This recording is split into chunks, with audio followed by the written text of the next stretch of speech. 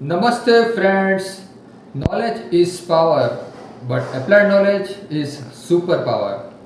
Today, I am going to share a short and interesting story about keys elements of success. So, please be with me till the end of the post. Now, let's start. A young man wanted to know about the secret of success. He wanted to know about elements of the success. He wanted to know about various keys, various tricks of success. And he met he wanted he met the famous person of the Greece, the famous philosopher, the most talented person of the Greece. He met Socrates. And when he met the Socrates invited him to meet him on the next day at the bank of the river. Socrates led the young man into the river and they decided to go in the river.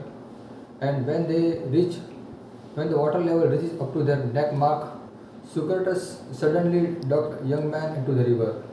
The young man was inside the water, and as you know that when you are inside the water, he was having difficulty in breathing, he was having difficulty in oxygenation. But now the story doesn't end here, but actually it begins here.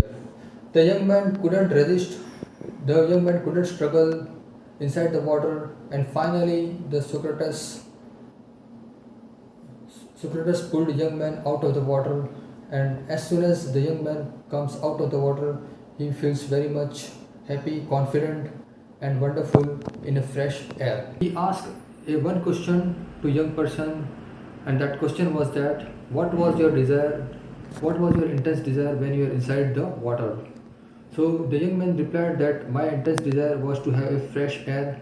My intense desire was to have a good oxygenation. So Socrates replied to young man that in order to achieve your goal, in order to achieve your success, in order to achieve your targets, in order to achieve your objective, you must have intense desire to achieve your goal. So intense desire is very much essential in your life. And he said to the young man that what was your feeling to have a fresh air inside the water? Your desire was to have fresh air. In the same way, in order to achieve success, you must have intense desire to have success in your life. So